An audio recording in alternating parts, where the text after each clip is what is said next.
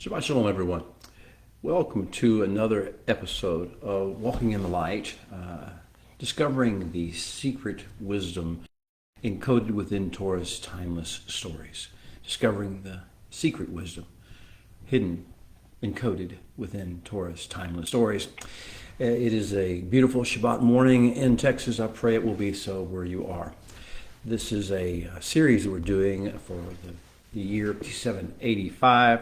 We're 4 weeks into it now. This is our fourth study together. I hope you are enjoying it. I pray that it is becoming a blessing to you, as it is to me to have this time to share with you on Sabbath morning. So today we are going to kind of pick up where we left off. This is a great story that we're unveiling to you, that the Creator has unveiled to us. We're sharing a story together that is a life-changing, world-changing, paradigm-shifting in its capacity. And what the essence of it all is that our Creator is introducing Himself to us. Yes, so we can know Him. He is knowable, and He is lovable. He is a persona. He is not an abstract concept or a nebulous force in the universe. He is a persona. And by telling us stories, fascinating stories about Himself and what He has done in the world He's created and how He interacts with mankind, we get to know Him. We get to understand what He's doing and what He wants from us and from the world, and what He is willing to do on our behalf if we're just surrendered to the process. So He's telling us fascinating stories about Himself and about His world that He's created. He knows, you see, how human beings were made, because He made them. He made us. We are His handiwork. And He knows that we get to trust each other and relate to one another best by virtue of listening to and retelling stories about each other. In the course of telling the story, we bond, and that's why He's telling us stories to start this entire Torah adventure. This year, as every year in 5785.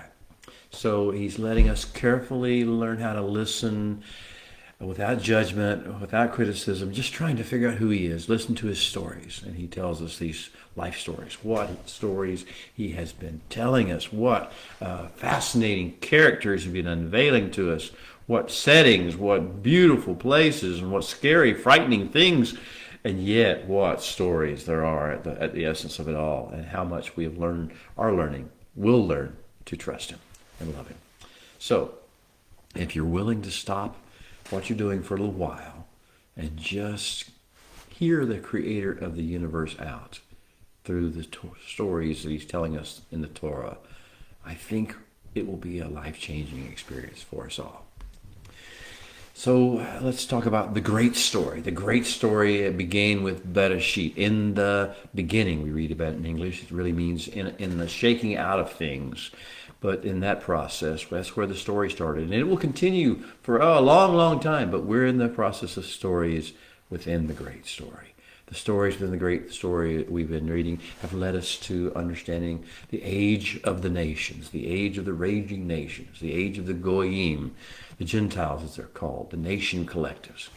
And these collectives came about as a result of the plucking out of the Hebrew tongue, the unifying force of the language the Creator used to create the world.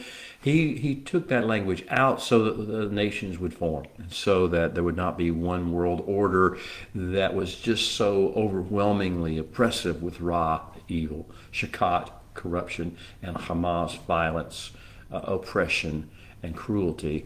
These things would have overrun the world if one world order wasn't allowed to be in place.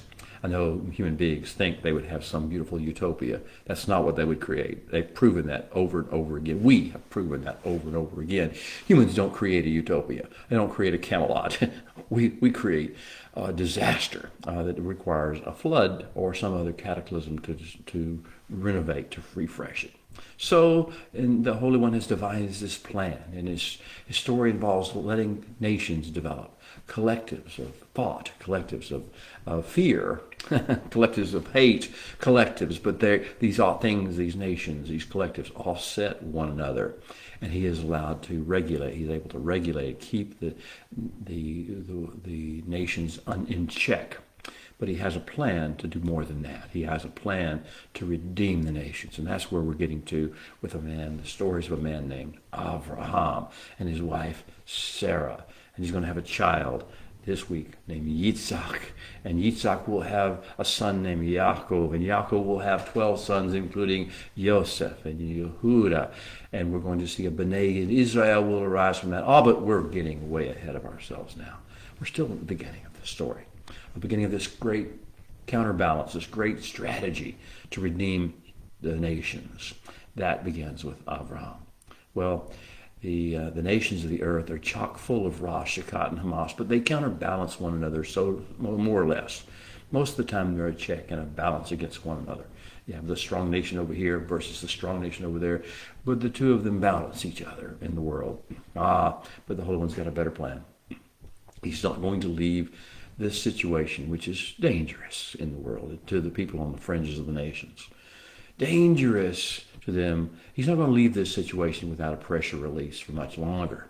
Therefore, last week he began to introduce the plan, the strategy, the asset, the way in which he designs to redeem the nations, little bit by little bit, household by household, family by family, individual by individual, as many as will come. It will not be a great macro invasion of the angels. It will be a slow process, a painstaking and yet a beautiful process of healing the nations through one man, through a great nation, the great nation of Israel, through the seed of Abraham. So last week, the Holy One, in his storytelling capacity, introduced us to this prototype he's got, the asset, Abraham and his wife Sarah. He introduced us to this hope people that he has, this redemption-minded people that he's got coming forth, that offsets all the nations with the great nation approach, the transnational approach, the trans-ethnicity approach, the trans-race approach, the trans-ideology approach, the trans-political system approach, the one world order under the Mashiach, beginning with the seed of Abraham. He introduced it last week. Last week we got to know Abraham and Sarah. We got to meet them, and we got to begin to bond with them. We felt like a kinship with them. Didn't you? Don't you feel a kinship with our father, Abraham Avinu, and Sarah Imanu, Sarah our mother, our matriarch? We begin to love these people and identify with them through these stories the Creator has told us about them. And always just begun. The stories are going to continue. Their stories, though, are becoming our stories, right? It's not just their stories. We're bonding with them. We're identifying with them. And we are understanding that that's our story as well. So we've learned the stories are actually our stories. And we've learned something else. Not just are their stories. Our stories, beloved. Hear me now. Their mission is our mission. Their calling is our calling. The mission and the calling are to become a prototype human partner to the Holy One's strategic initiative. He is the moving force. He is the powerful force behind it all. But he desires human partners to co-labor with him, collaborate with him. And as Sarah and Avram were his prototypes of this great mission, so are we in our world, in our time, in our spheres of influence, in our homes, in our families, in our communities, and in our generations, and in the midst of our economies and our ethnicities. We are called to be prototype human partners, greater nation than the nations. The Holy One's strategic initiative is to redeem mankind, you see, nation by nation, community by community, household by household, family by family, individual by individual, as many as will come, and also to restore creation, the great ecosystem that he's made for us to live in as mankind, and for the animals and the species of plant and animal life to live back in an Edenic state that it was intended to live. That's what our mission is. Their mission in their day is our mission in our day. And this week, we're going to take a step forward in the Abraham and Sarah Chronicles, the great stories about these prototype great nation people. Transcenders, as I called them last week. This week, we're going to clearly, through the stories the Holy One tells us, clearly have marked off for us the offsetting realm boundaries. If we're going to become the great nation of the Creator, we must not look like the raging nations in various important particulars. We must be distinct. We must offer a uniquely better way. We must respond to aggravations, to irritations, to injustices. We must respond to fear and intimidation. We must respond to all sorts of stimuli that the earth and life on earth provides to us. We must respond to them significantly differently. So we're going to see contrast this week in our discussions of Genesis chapter 18, verse 1 through Genesis 22, verse 24. That's our 4 basic chapters that we'll read or study or talk about. In these chapters of the Torah, in this part of the Torah, the stories that the Holy One's going to tell us about Abraham and Sarah are going to contrast their responses as they've entered into covenant and are maturing in covenant, their responses, and thus what should be our responses as we mature in covenant, to everything that we see in the world, from how we behave towards strangers that enter into our realm, to how we respond and deal with interactions and encounters and conversations with angelic beings. Yes, we'll see that take place in this parsha. We should be courtiers in the kingdom's courts, in the courts of heaven. We're supposed to align what on earth as it is in heaven, so we must know what heaven is like. So we must have encounters, interactions, and conversations with angels. We're going to see contrast between the way the covenant people who are maturing in covenant respond to these things and deal with these things versus the way other people who are not maturing. And we're going to use the contrast of Lot and his family and their interactions with conversations with angels versus what Abraham and Sarah do with their conversation with angels. As these boundaries, these realm boundaries expand, we'll see it and whenever we encounter societal perversion, whenever a society around us turns totally perverse and corrupt and over sensual and over hyped and full of bloodshed, what do you do? How do you respond? We have the behavior of Abraham and Sarah contrasted with that of Noah, not Noah, but Lot and his wife and his daughters, and the people of Sodom, and the people of then later of Gerar. We're going to see these things when society is in turmoil. How do we respond? How do the covenant people respond on the one hand? How does the world? And do we understand what the world's going to do? What their pathologies are going to be on the other hand? Whenever societal perversion turns into shared calamity, and there are traumas and tragedies and disasters in the area, how do the covenant people respond? And how do those who are in the raging nations and the vain imagining peoples do? What happens when there are neighbor offenses, when there's arguments over land or over property or just over anything because people are competitive and people? What's going to happen? You see the contrast between Abraham and Sarah on the one hand, and between Abimelech and Phicol of the Gerar of the Philistines on the other hand. We're going to see various different traumas that people experience and how the contrast is between the covenant people's response and theirs. So look carefully, watch carefully who we're dealing with as these stories unfold in Parsha Vayera, which is Genesis 18:1 through 22:24. Watch carefully all these things unfold and see who we're dealing with, who you're looking at. Are you looking at Abraham and Sarah, or are you looking at Lot and his wife and his children? Or are you looking at the raging nations like Sodom and like Gerar and the vain imagination obsessed minions of those raging nations that we face every day? You see, we're called to be the great nation. We're called to be a blessing to every family on the face of the earth. Ah, beloved, our calling is Abraham's calling and Sarah's calling. Now, we're going to find that in this parsha, we're really going to see it highlighted when worlds collide, when the great nation, the great budding nation, the nascent nation of counterbalance and forerunners into the one way of the creator of the universe, the greater way of the creator of the universe. When that happens, when they collide with the raging nations, the tower people, the city and tower people, the vain imagination of people. What happens, you see, when the Holy One's counterculture people encounter critical flashpoints of pushback from the city tower people, the raging nations people, the vain imaginations people? What happens when there's a conflict, a contrast? What happens? This is the story of the great contrast. Well, what happens is going to depend. What happens when you have this counterculture people encountering critical flashpoints of pushback from the raging nations depends on who it is and what the state of the maturity of their covenant relationship, their knowing and their trusting of the Holy One is. So we will compare Abraham, Sarah, and Yitzhak and their ways to the ways of Lot and his wife and daughters on one hand, of Hagar and Ishmael on the other hand, and on the raging nations and populations and leaders of Sodom and Gerar, Sodom, and Gerar, the land of the Philistines as well. The contrast is clear. We learn to look for it, to understand what we're expected to be, what we're called to be, what we're empowered to be, and what we're called not to be, and what we're empowered to overcome and transcend, and what we're called to call people, and encourage people, and model the people ways out of, because that's disaster for them and for the rest of the world.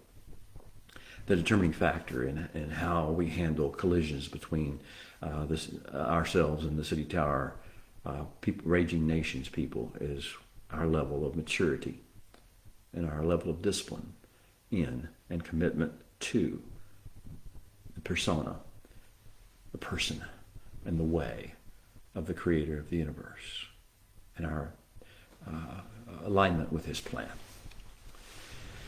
What is his plan? Maybe we should consider this before we go further. If we don't know what the plan is, we're going to have a really hard time aligning with it and being able to keep it in mind as we face irritations, aggravations, temptations, distractions, all sorts of things from the raging nations. So what is the key plan? What are the key elements? The first part of the key plan, the key element of the plan, I should say, is to establish, the Creator is going to establish a connection and open lines of communication with a prototypical man who seeks and finds grace, and to open the communication with him and his bloodline, his family and his bloodline. That's what's happened with Abraham.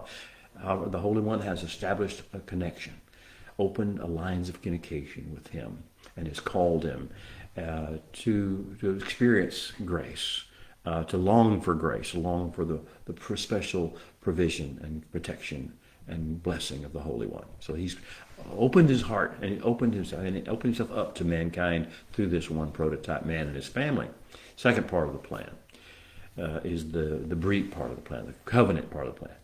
So what the Holy One's done is take this prototype man that he's established a line of communication with, and cut a covenant with him, developed a relationship with him, with give and take, with expectations on both sides, with a bit of unification in purpose, a relationship of wonder, yirat Adonai, or fear of the Adonai, of the Lord. Trust, emunah as it's called in Hebrew, or betochen, and love, ahavat, of the Holy One, where there's a great affinity and connection, trust, relationship developing, and a relationship of service. This Brit covenant process has to do with service, avodah. You serve your covenant partner, and learning to do that appropriately and with propriety and with honor, and that's what we're learning to be. Abraham is learning to serve. And then the final factor that I've referenced, or would reference to you, is the friendship factor of the covenant. The covenant is not just a legal set of rules. It's a friendship. It's a collaboration. It's joyful, exciting, passionate relationship. And that's what we have with our Creator. That's what He designed through Abraham, and through Abraham with us. The third key element of the grand plan of the Holy One is what I call Hadaric, the way. The plan of the Holy One involves Him blazing a narrow road pathway of transcendence, realizing we're in this world. We're not going to be taken out of this world. We're not going to be somehow lifted up and raptured out of here and live in some sort of a Camelot experience. We're going to live on the earth. That's our mission. That's why we're here. We're called to the nations, to redeem the nations. And to do so, we have to be able to navigate the nations. So this narrow road pathway of transcendence is designed for us, and that's what the Holy One is teaching Abraham, this maturing him in this, blazing this narrow road pathway of transcendence through the obstacle course of prototypical life challenges. Life is life. Life on earth is involving raging nations and people that imagine vain things, and our own flesh and pseudo-intellect challenges we deal with. It's an obstacle course. And the wise man, the one who is walking in the covenant and maturing in relationship with the Creator of the universe, learns that there is a spotlight shining on the narrow way that he can travel to transcend that obstacle course and be successful and overcome. The fourth element of the grand plan is to entrust the Holy One being, to entrusting to human beings, to this prototype people, the covenant people, a vision of transcendence. And entrusting that vision of that we can make this world a better place. We can tikkun olam. We can repair the things that are broken and toxic and pathological about the world. Not all at once, not through some waving a magic wand, not through political action, but through releasing the kingdom's ways of love, kindness, mercy, wisdom, of counterbalance into the world. But those people that are going to have this vision must walk in the covenant way, the way of the Creator. The fifth key element of the plan of the Creator universe is to make a clear contrast between the paths and destinations of the different peoples, of the covenant peoples versus the nations. Now, I would refer you to Psalms 1 through 4, the contrast of the Ashrei, the man who's walking in the straight and joyful, pleasant path, versus in verse 4 of chapter 1 of Psalms, the Rashaim, the ones who are, they're called ungodly in the King James Version, or wicked in, I think, the NIV. These are the different people. They're the pathological people. So we have the contrast between the Ashrei man. Blessed is he, the man who is Ashrei. Ashrei is the man. And versus the wicked, but the wicked are not so. The ungodly are not so. The Rashaim are not so. So we have this great contrast. And that's going to be a big theme of Parsha Vayera this week. As you read your studies independently or with your community of faith, look for this big contrast between the ways of the Ashrei people, of the covenant, and the ways of the raging nations. The sixth element of the plan is for the Holy One to continually renew his own breath of life and his own persona in people. It's like if we were attached to a machine that periodically, every interval of seconds, would breathe into our lives. Our lungs would not work, but we had to have a breathing machine to breathe air into our lives, a respirator, as it were. So this is what we're connecting. The Holy One wants to connect us to that, where we have periodic, regular renewing of his own breath. You can call it Holy Spirit, you can call it Ruach HaKodesh, whatever you wish to call it. I'm not worried about your name or nomenclature. What I want you to understand is the reason we have life in us, the reason we have vision, the reason we have ability to impact our world is because he is connected to us and he is breathing to us. He has given us certain cycles, a 7-day week, including the Sabbath being our deep breath day, and the Moedim, the festivals, the special times to stop and take a deep breath off of this respirating machine that comes directly from heaven, from his own being. And by doing that, we refresh ourselves. This is part of his plan. And then the next part of his plan, the final part of his plan, is to send us out. Breathing peoples now, the breathers, who breathe his own air, who are dynamically filled with his power and his energy and his vision, his wisdom, and his persona. Send us out as divinely assigned migrant harvesters. Yes, migrant harvesters. Those in whom is his breath, and those who are able to model the Shema lifestyle. Walk in the Torah pathway and be on the point of the spear as witnesses, faithful witnesses, and patiently, faithfully, calmly make and train disciples of the nations. That's the grand plan. We are a part of it. Avram was the epicenter of it, and his seed, and those who attach to them now become the asset in the world to be part of the grand plan. So here comes Parsha Vayera, the fourth parsha of Torah, and we learn in this parsha the secret of transitioning seamlessly between entertaining heavenly visitors. Ah, how beautiful it is. And doing so with throne room humility and pleasant conversation appropriate to the nature of our relationships. Between that and dealing with the nation's rage and dealing with narcissistic human beings is various pathologies. You see, we've been introduced last week to the Goyim, to the nations. Who are these guys? What holds them together? Well, there's always what makes a nation is a shared fear and a shared hatred of some other group of people. What makes them a nation, what makes them a collective, is a shared sense of trauma, claim of victimhood. They have been mistreated and they want to get back. They want to get vengeance. They want to overcome this process, that shared sense of victimhood and offense. And then the third thing that binds these nations together after the shared fear and hatred and the shared sense of victimhood and offense history is a shared lust, greed, vengeance matrix, a series of things that you put those things together in a certain way. It makes a certain kind of pathology, but it binds them together because they share that pathology. They're all paranoid, delusional in a sense. And the thing that makes a nation is a shared sensitivity and susceptibility to being manipulated by little Nimrods, little Nimrod elites who come to great wealth and power and influence and then manipulate other people and to play games by using against them their own shared fears, their own shared hatreds, their own shared offense history and sense of the victimhood and desire for vengeance, and their own lust and greed and envy and vengeance matrix. These are the nations that we're dealing with. Ah, yes, and we are supposed to be the Ashrei man, Ashrei Ish, the man who is blessed, the man who is moving straight forward on the target. We're supposed to be those as opposed to the Reshaim, which they are, the ones we've talked about, the ones with the collective pathology are. The evil, the ungodly, the wicked that are not so, but are like the chaff which the wind drives away.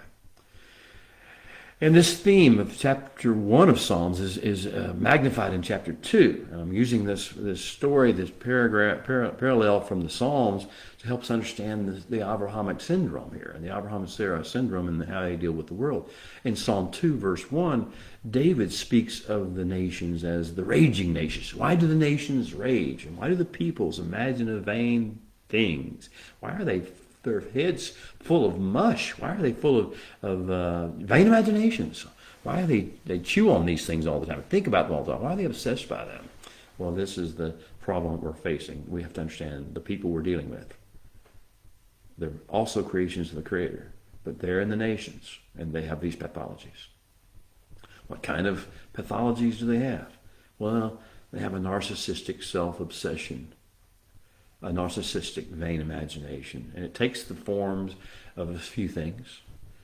What you see in the raging nations is rage, anger, irritation, frustration, outrage. That's the first thing you should notice to know who you're dealing with. This is not a person who's walking in the mature aspect of covenant life if they're angry, if they're irritated, easily irritated, quick to anger, because one of the characteristics of the kingdom, right, is slow to anger, merciful, slow to anger, faithful to covenant. Well, you see, the anger aspect thing is your first clue.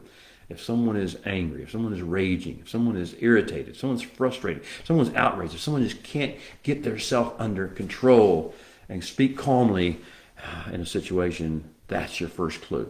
You're dealing with a pathology of the nations. The second one is offense. Some people love offense. The nations love offense. They're so full of vain imagination and rage that offense seems the most natural reason to be alive. The natural state to be in is to be offended. And so there's ethnic offense, and there's ideological offense, and there's political offense, and there's personal offense, and the situation goes on and on and on. Any basis for offense is taken because it seems to be, if you're angry, if you're frustrated, if you're irritated, if you're irritable and outraged about everything, yes, offense seems to be the natural course. So if you see people who are offended about this or that, easily offended, then you understand you're dealing with the narcissistic self-obsession of the nations, of the raging nations. Another third is lustful, lewd behavior and speech. If you're around people and they keep talking about lewd things, voyeurism, if they engage in it, if they talk about it, if they seem obsessed by it, if they watch it all the time on their screens, their media, this is what you get. You understand you're dealing with a perversion, a pathology of the nation's level. You're not using the reproductive capacity and organs of the human body that are given to bring about the reproduction of seed in the world. You're instead wanting to use it for some sort of vile passion and pleasure, and you see that happening. And so when you're dealing with the raging nations, you're going to see a lot of this lust factor, lewdness factor, sexual fascination factor. And then the fourth thing, after anger and offense and this lust factor, is a greed factor, desire to acquire everything, own everything, possess everything. Or the exact opposite, to make sure nobody else possesses anything. And that's why you see that all the nations have their own unique level of this pathology, but it has to do with possessions, materialism, mammon, as we might call it. That's one of the pathologies of the nations. The fifth one is fear, paranoia, suspicion, panic, vain imaginations about other people trying to do things to you, projection onto other people of the things that you really would do if you weren't being watched or you didn't think you'd get caught. The sixth thing, sixth pathology of the nations is prejudice and bias. We don't like those people. we don't trust those people. Those people are underneath us, are inferior to us. There's prejudice and bias process. And it can be on the basis of race, but it can also be on the basis of national origin. It can be on the basis of culture. It can be on the basis of age or the generation you're born in. It can be on the basis of gender or your approach to gender. It can be on the basis of economic class. It can be on the basis of ideology or politics. It can be on the basis of philosophy. It can be on the basis of religious form. All these different, but if the people are different, we are prejudiced and biased against them. We hold them in low esteem by virtue of that. That's the nation's rage phenomenon of prejudice and bias. The seventh, we're almost getting to the end. We got 9 altogether. The seventh is occult manipulation. The nations are filled with occult manipulation. They falsely rewrite narratives for power purposes, to achieve power. Occult manipulation is always about power and ability to control, manipulate. So there's false accusations sent forth all the time. There's deceptions being practiced. There's exaggerations, hyperbole, demagoguery, fear-mongering, hate-mongering, class envy inciting, division causing, violence inciting. All these things are part of the occult manipulation process. Fascination with control and manipulation by dark means that are not kingdom means. Blatant witchcraft, it goes on to go to with things like blatant witchcraft and incantations and spells and curses. It's all about power. It's all about feeling of control. Necromancy, talking to the dead, omen interpretation, pharmakeia, all sorts of things are in this occult manipulation pathology of the nations. Have you seen it? Are you understanding what you're dealing with? We aren't not to judge it. We understand what it is. It is part of the nation's rage. And if we're called to to bring redemption to the nations through the plan of the Holy One, we have to learn to deal with it, navigate through it, and see the hope on the other side of it if we can get people to see its folly. The eighth of the 9 is Lashon Hara. The nations are filled with evil speech, just talking, name-calling, labels, shaming. If they like to use words like labels like fascist or misogynist or anything any negative label that has a shame attached to it, they'll throw they'll throw all this stuff out there at you. Name calling, people are obsessed with it.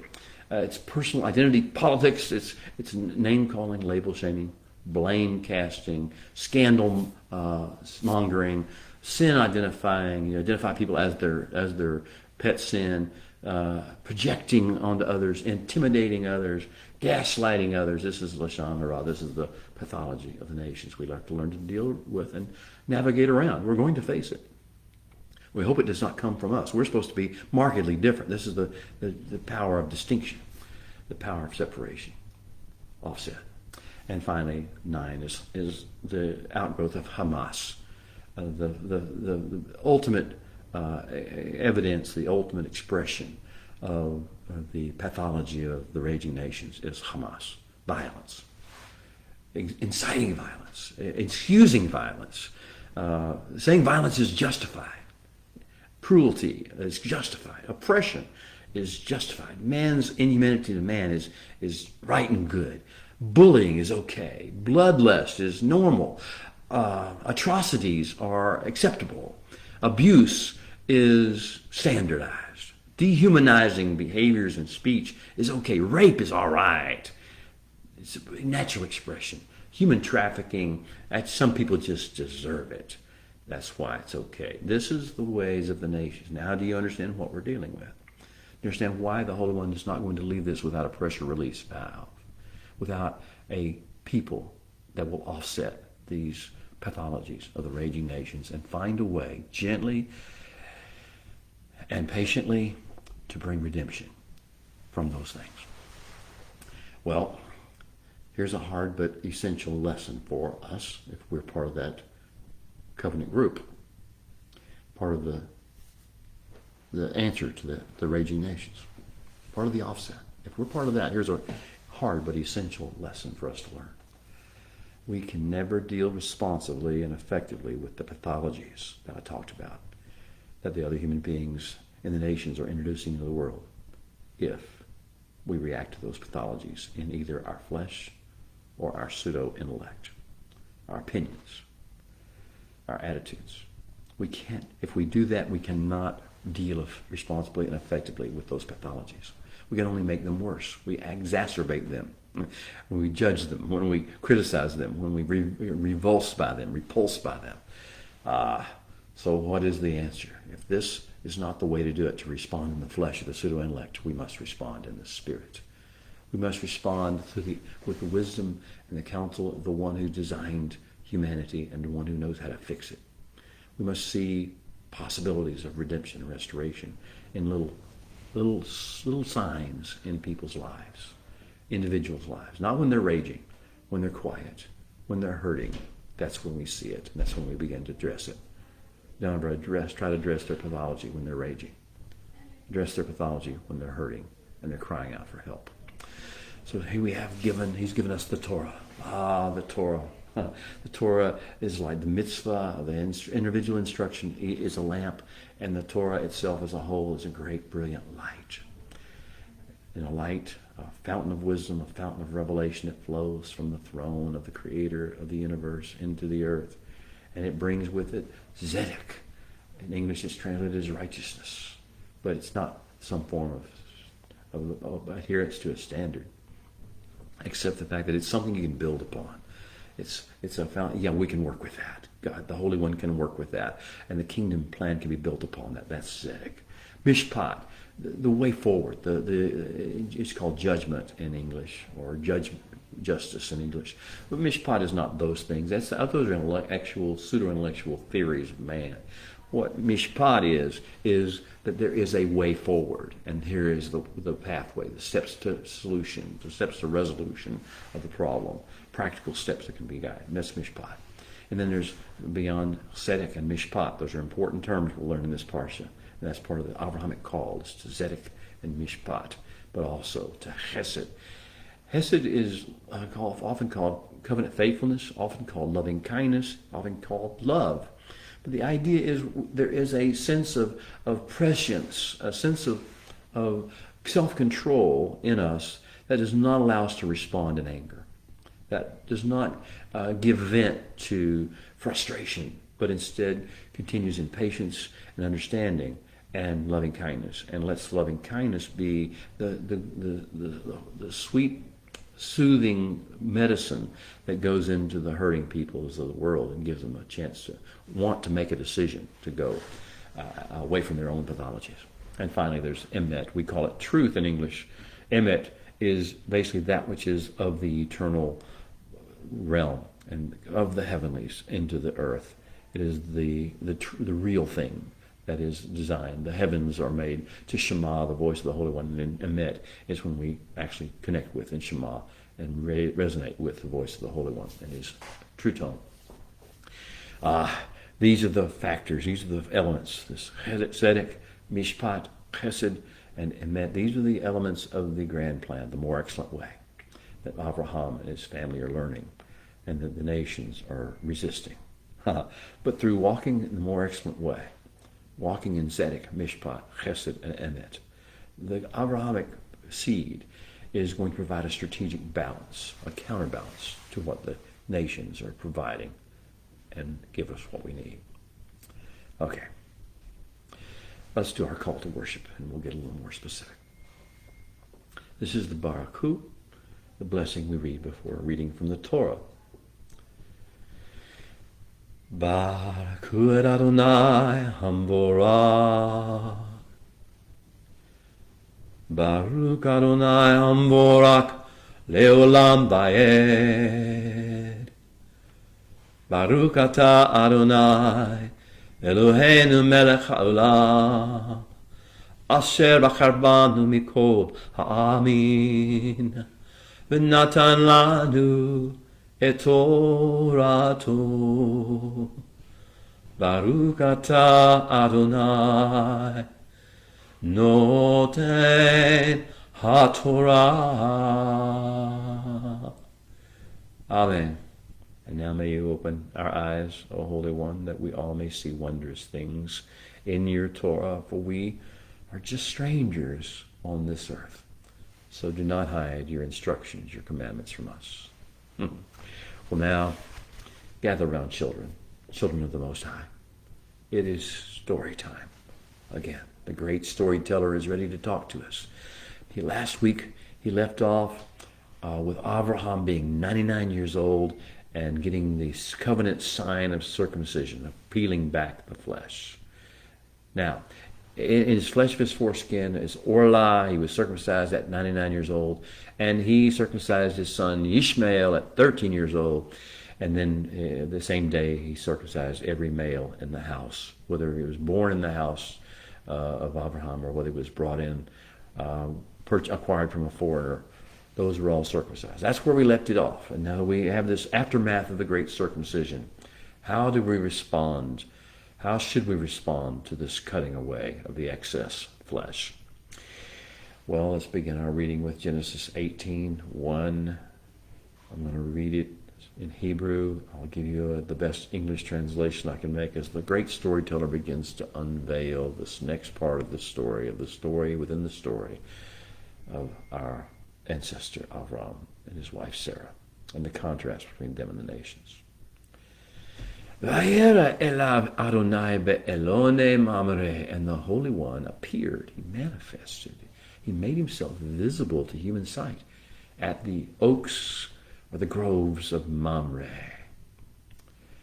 Vehu yeshev petach ha'ohel kekom hayom, as he, being Abraham, sat in the tent door in the heat of the day. He's in the post-circumcision state now. He's still sore, I would assume. He's in the first 3 days after the circumcision, it's believed. So he's sitting in the tent door, and it's getting hot during the day. The heat of the day is coming on, probably getting a little more uncomfortable. Abraham's there at the entrance to the tent. What is he looking for? He's there. He's waiting for something. He's heard a story, perhaps. He's heard a report that someone's in the neighborhood, or someone's coming by, or a caravan's coming. And so he's there at the tent door, waiting. Vayisa enavar, and Abraham lifted his eyes. Vehine shlosha anashim, and he saw 3 strangers, 3 men, human-like characters, nitzavim alav, and they were standing a short distance from him. This is an encounter. We're going to find it's an encounter with angels and actually with the Holy One himself. This is a part where Abraham will practice some divine courtiership, some courts of the king protocols. He knows how to behave in the presence of great majesty of the Holy One now. This is an important part of the foundation of everything where else we can behave responsibly if we're like Abraham, and treat with due respect and with dignity, and carry on good conversations with the representatives of the heavenly realms. Vayarotz likratam mipatech ha'ohel, and when he saw them at the entrance of his tent, from the entrance to his tent, Vayishtachu utra arsa. He ran to greet them, and he bowed to the ground. He threw himself on the ground, as it were. Vayomar Adonai imna matzati ken be'eneka. Oh, he said, Sir, Adonai, if I have found, or may I find favor, grace in your sight. He is seeking, aggressively seeking favor, calling out for favor, asking for grace. This is the patterns of the courts of the king. Learn how to behave in the courts of the king. And he says, Alna ta'avor me'al avdeka. Oh, do not pass by your servant. Listen to the heart cry of Abraham. Listen to how we're supposed to respond. We're not supposed to rush into heaven and demand things, decree things. Rush into the courts of the king. We rush in with respect. We throw ourselves at his feet, and we wait for him to serve him. We hunger for his grace and his mercy.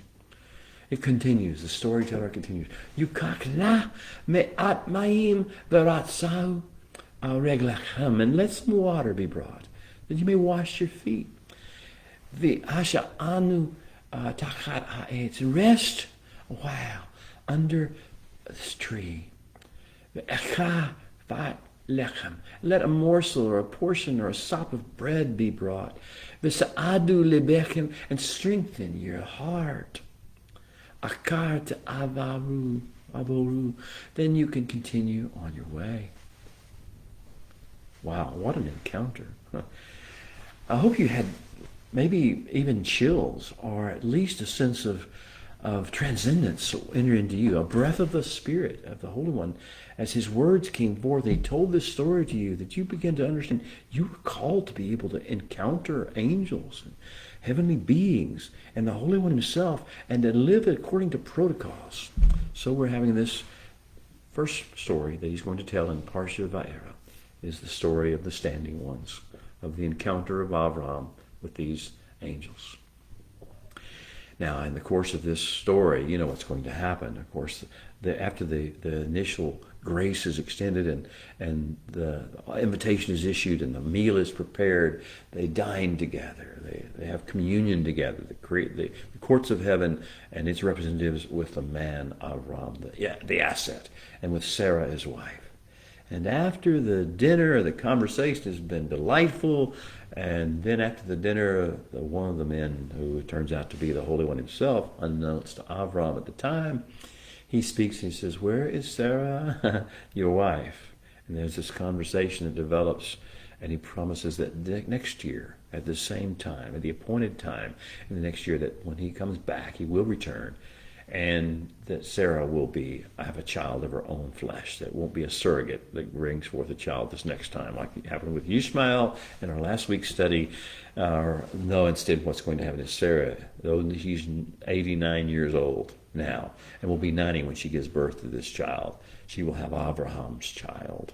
It's incredible. Abraham's 99, she's 89, and yet, nevertheless, the miracle will take place. And so Sarah's listening in, on the other side of the room, perhaps, or behind the veil, perhaps, but she's in the tent, because that's what we're going to be told by Avram. And Sarah hears this, and she chuckles, she giggles, she laughs, sweet laughter. And it becomes now this is the icebreaker between Sarah and the Holy One. And the Holy One says, "Why did she laugh?" "Oh, I didn't laugh." "Yes, you did. You did laugh." And laughter is going to become the key element of the relationship between Sarah and the Holy One from this point forward. And when the child is born, he's going to be given this name of laughter. It's a beautiful thing. Don't be sitting and trying to judge Sarah that she was not having enough faith or whatever. That's never mentioned, never discussed in the Torah, never a condemnation of it whatsoever. It's a part of in developing the relationship. I hope you have a similar, some kind of a basic introduction, an icebreaker with the Creator of the universe. Hope he spoke to you, dealt with you in some way, touched on some aspect of your life that you'll always remember, and that becomes part of the sine qua non, the evidence, the essential evidence of your relationship with him, and builds upon that icebreaker. And so they have this conversation, and the awesome story is told that she will have a child. Laughter fills the tent, and they rest that night. The next morning, they get up.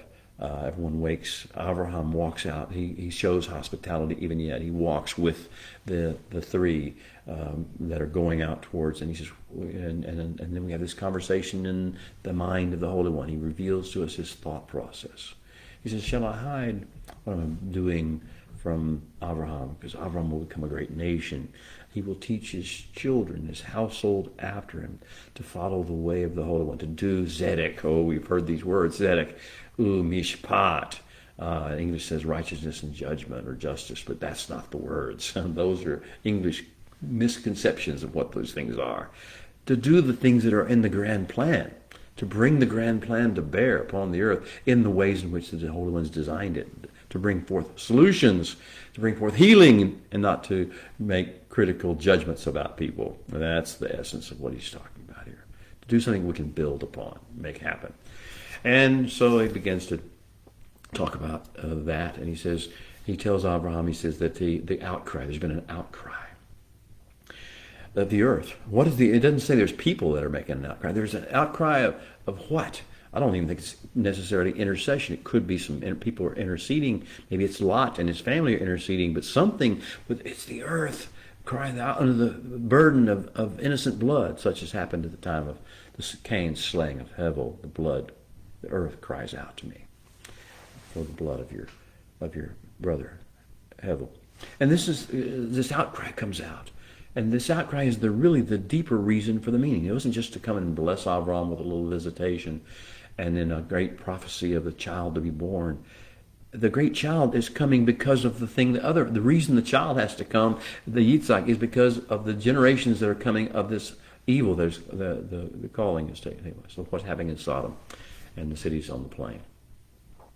And so there's this conversation then between Abraham and the Holy One about this whole process. Now it's not an intercession necessarily, it's a conversation. And what Abraham does is never demand anything from the Holy One. He talks to him. And this is, we're supposed to be like Abraham. We're supposed to have these conversations. Well, wait a minute. I don't understand. Won't the King of all righteousness do righteous? Won't you do Zedek? Won't you do that which can be built upon, not which destroys?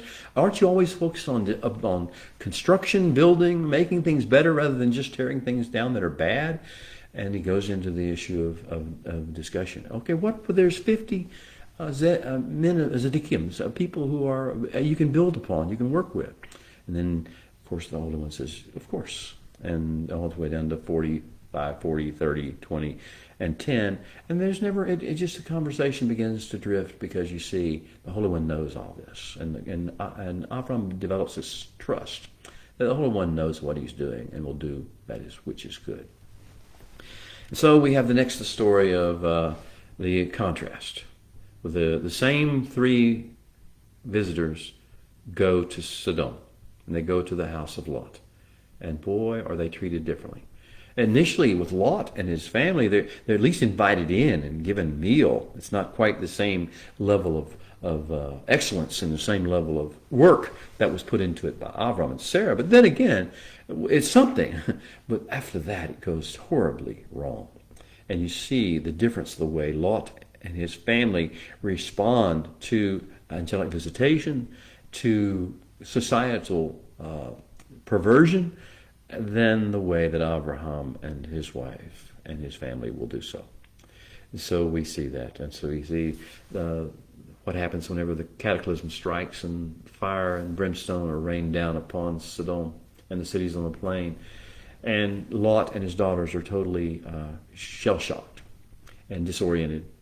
And they do not have any way to gather themselves back under the covenant. They're not connected, and therefore, because they're not mature in the covenant, not mature in responding to true tone, they sort of forget who they are and why they're there, and they want off and hide in caves and do strange and perverse things. And we are told that story to contrast that similar trauma has taken place in the lives of Abraham and his family. But they don't respond that way. We don't respond. We have to learn not to respond the way the nations respond, the way the vain imagining peoples respond to calamity and tragedy, natural disaster, whatever it may be.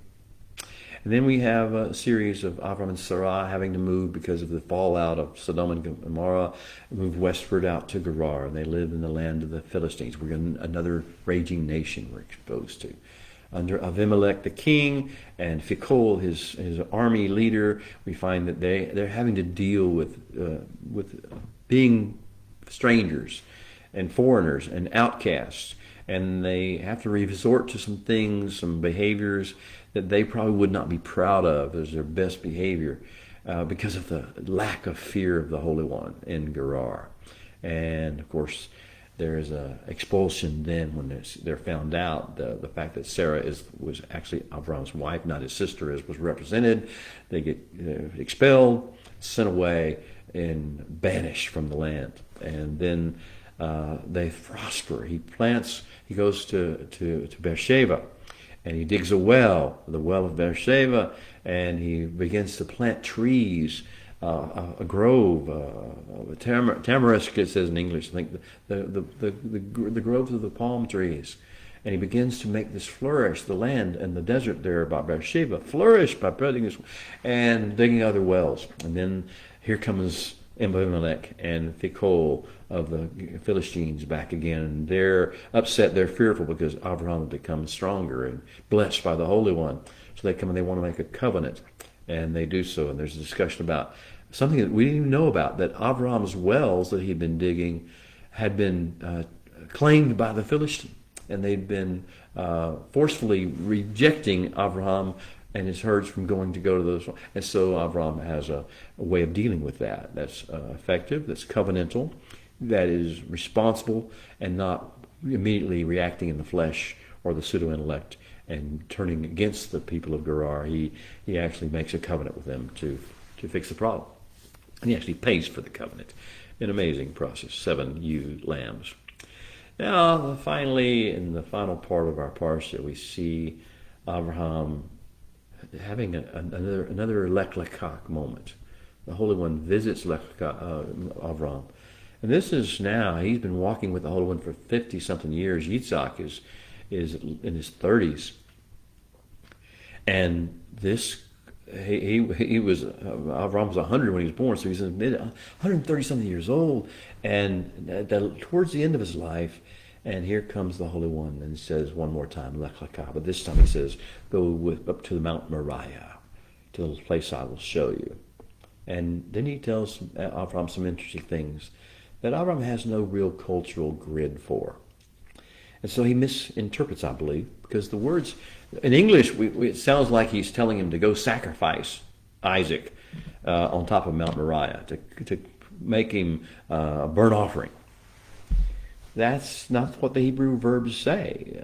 It says to Allah, to go up, to ascend, to exalt, to make Yitzhak great, to basically he's putting Yitzhak up into the covenant place, his place, because Avram is getting older and his time on earth is diminishing, his influence on the earth is diminishing, but Yitzhak is going to take his place. This is a placement calling, I believe, because the verbs used in Hebrew are Allah. Now, because there was no real cultural milieu that Avram could draw upon, no book he could read about what this meant, he did what he reverted to the mindset of the nations. Well, what do you do when you take someone up to a mountain? You sacrifice them, even though that's not the words that were used. Zivak was not used, which is the Hebrew word for sacrifice, slaughter. Karav, an approach, an offering was not the word. Those words are not anywhere in this parsha until the very end when we see the ram being caught in the thicket. So we see that perhaps there was a misunderstanding, because whenever we are maturing in trust, but not necessarily in vocabulary, we don't understand exactly what the Holy One wants us to do. Do you have that experience? Well, I think Abraham had that experience too. Well, so we go up the mountain, and of course we get to the place where Abraham is willing to do what he thinks the Holy One is telling him to do. The wood is prepared. Altar. Abraham binds Yitzhak to the altar. The binding, the akedah, which akad is this Hebrew verb to bind. And before he pulls out a flint knife and he prepares to do whatever he thinks he's going to do. And the other one says, "No, no, you don't have to do that. That's not what I'm calling you to do. That's not. I see. I see what you're doing here. I see what you're willing to do, but my calling is a different calling." And Abraham is told to look up. He's at the top of the mountain of Mount Moriah. There's nothing above him except the sky, the heavens. He looks up, and where could he look up? Only into the heavens. And he sees in the heavens a ram whose horns are caught in a thicket. And this ram is now taken, put on the altar. And that's the first time there's a reference to any karav or any olah, burnt offering, in this process. So that takes place, and there are promises that are made by the Holy One at that particular stage, which tell the rest of the story of the plan of redemption. And you will be a blessing to every nation, to every goy, to all the goyim on the face of the earth. Well, beloved, that's the story of the higher levels, the levels of distinction between the people of the covenant who are maturing in relationship with the Creator and faith and walking in His ways, and those who are of the raging nations. Understand what we're dealing with. Don't be angry at them. Don't hate them. Don't judge them. Understand, look for opportunities. Our job is to look for opportunities to awaken the neshama in those people as well. Well, Shabbat Shalom, everyone. I pray you'll drop your name and your location where you are, and any comments you may have, prayer requests, anything you'd like to talk about. Drop that in the comments section. Let me know you're here. Thank you very much for joining me. Shabbat Shalom. See you next week.